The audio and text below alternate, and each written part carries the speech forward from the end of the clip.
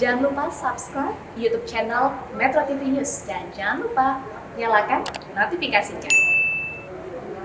Apa respons pimpinan ASEAN terhadap kehadiran Panglima Junta Militer Myanmar? Dan sejauh manakah pembahasan krisis di Myanmar pasca kudeta junta militer sejak Februari lalu?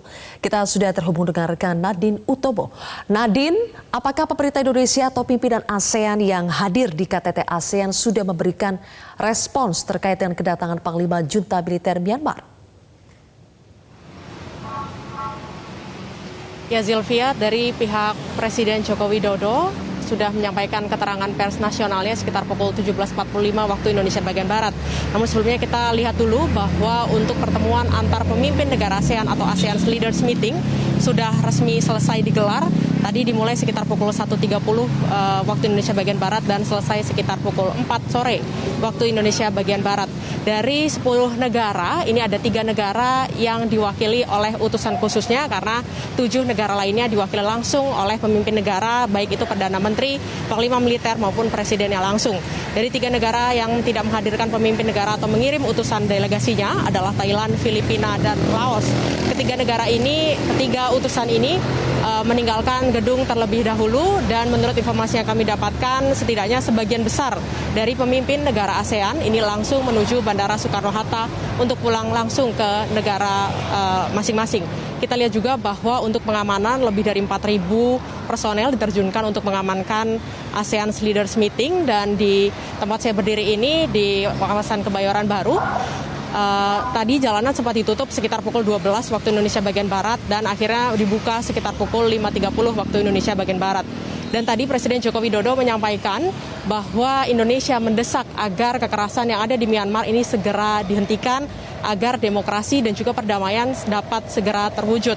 Kemudian Presiden juga menyampaikan dan menginginkan bahwa ada 3 komitmen yang dilakukan oleh pihak Myanmar karena ini merupakan pertama kalinya Panglima Militer Myanmar Min Aung Hlaing ini tiba di negara lain sejak usaha ataupun kepemimpinan militer kudetanya berlangsung pada Februari 2021.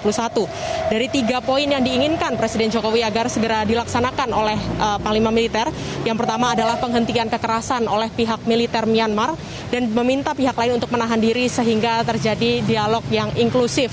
Selain itu, dialog yang inklusif juga perlu diberikan ada utusan khusus dari ASEAN, yaitu Ketua dan Sekjen ASEAN sebagai Special Envoy untuk dapat memantau bagaimana jalannya dialog yang ini terbuka, artinya dari pihak masyarakat sipil, kemudian dari pihak aktivis diminta untuk turut terlibat dalam dialog tersebut.